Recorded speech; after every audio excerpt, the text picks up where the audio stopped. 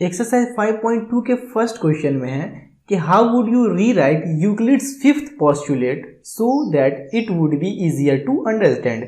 यानी कि आप लोग यूक्लिड फिफ्थ पोस्टुलेट को कैसे लिखेगा कि उसको याद करना, उसको समझना आसान हो। पहले हम लोग ये समझ लेते हैं कि यूक्लिड साहब का फिफ्थ पोस्टुलेट है क्या। देखिए, यूक्लिड साहब का फिफ्थ पोस्टुलेट है कि जब दो straight line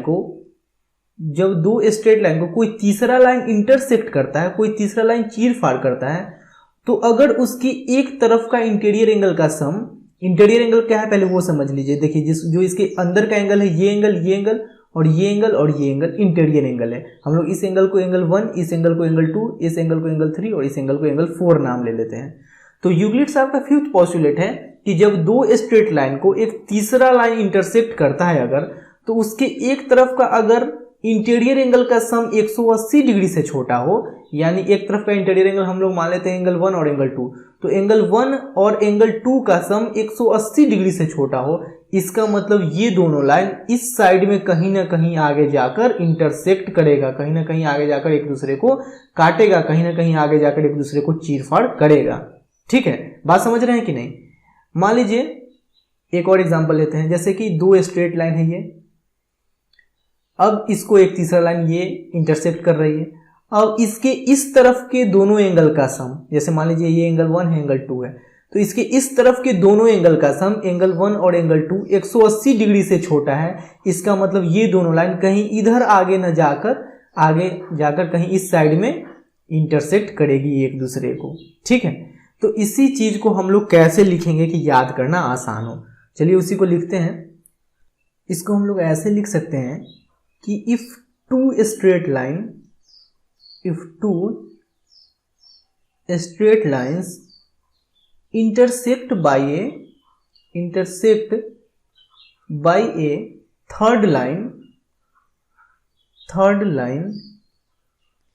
in such a way that the sum of interior angles of one side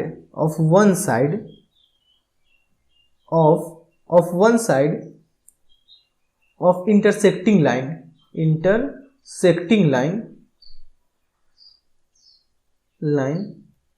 is less than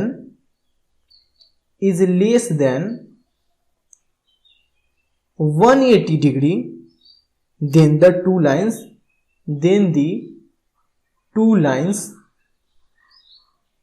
lines intersect each other।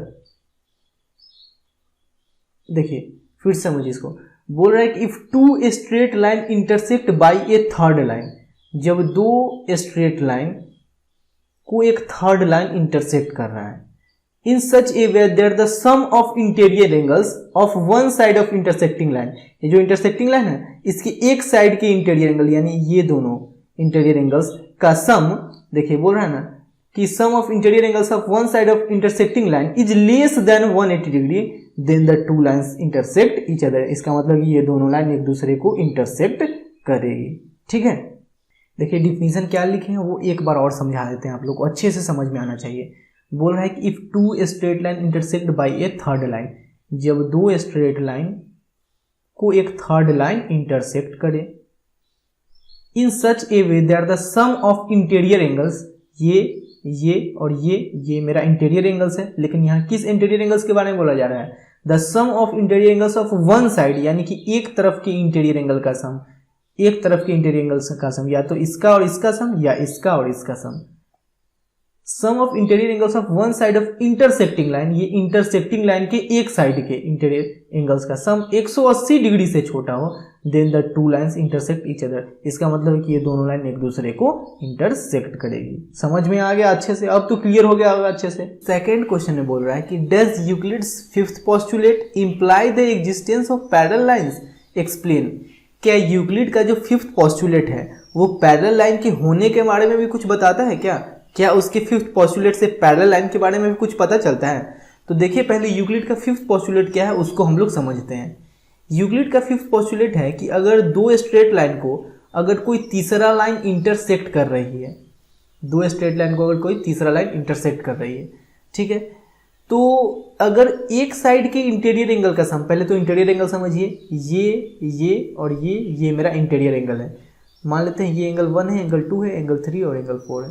तो एक साइड के इंटीरियर एंगल का सम यानी कि एंगल 1 और एंगल 2, अगर एंगल 1 प्लस एंगल 2 ये 180 डिग्री से अगर छोटा है इस दोनों का सम, तो ये लाइन कहीं ना कहीं आगे जाकर एक दूसरे को इंटरसेक्ट करेगी, एक दूसरे को चीर फाड़ करेगी, ठीक है।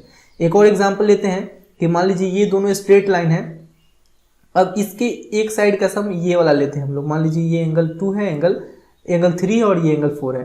तो एंगल 3 और एंगल 4 का सम, एंगल 3 और एंगल 4 का सम 180 डिग्री से छोटा है। इसका मतलब ये दोनों लाइन कहीं इधर आगे जाकर एक दूसरे को इंटरसेक्ट करेगी, एक दूसरे को चीर फाड़ करेगी, ठीक है।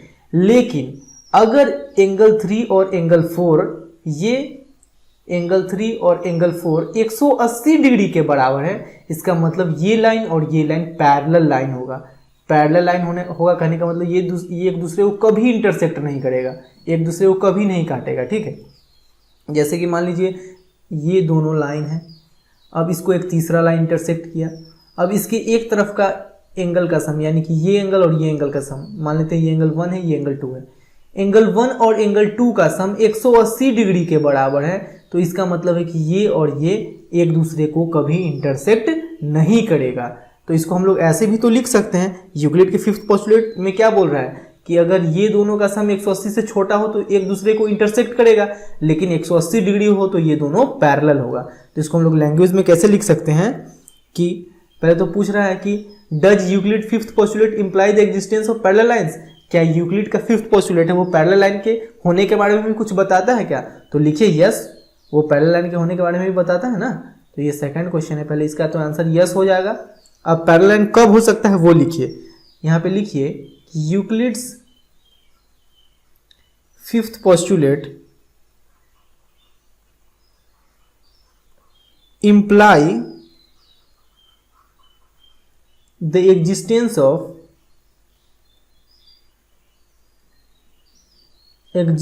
of parallel lines,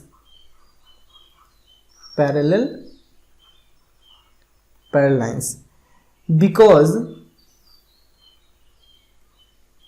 if the sum of interior angles of same side of intersecting line, यानी कि इंटरसेक्टिंग लाइन के सेम साइड के इंटीरियर एंगल का sum of interior angles of same side of intersecting line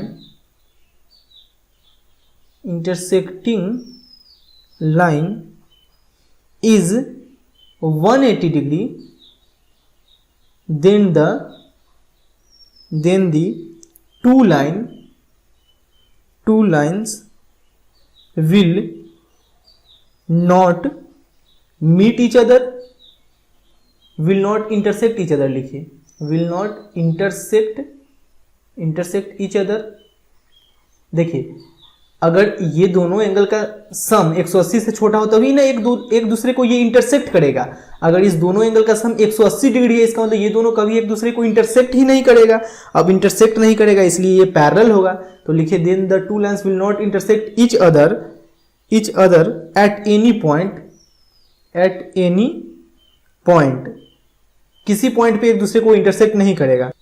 hints they are parallel, इसलिए वो parallel होगा। यहाँ पे लिख दीजिए, ठीक है। एक फिगर भी बना दीजिए, एक लाइन एल ले लेते हैं हम लोग, एक लाइन एम ले लेते हैं हम लोग, उसको एक लाइन इंटरसेक्ट कर रहा है, इसको लाइन पी हम लोग ले लेते हैं, और ये एंगल 1 है, ये एंगल 2 है, ये एंगल 3 है और ये एंगल 4 है। देखिए एंगल 1 प्लस एंगल 2, ये देखिए ये दोनों एंगल का सम अगर 180 से छोटा होता तो ये दोनों आगे जाकर इंटरसेक्ट कर लेता, लेकिन ये दोनों एंगल का सम अगर 180 डिग्री के बराबर है, इसका मतलब ये कभी इंटरसेक्ट नहीं करेगा। एंगल 3 और एंगल 4 भी 180 डिग्री के बराबर होगा, क्योंकि ये दोनों कभी इंटरसेक्ट ही नहीं करेगा, कभी एक दूसरे से मिलेगा ही नहीं, ठीक है। बहुत आसान लैंग्वेज में आप लोग समझ गए ना अच्छे से।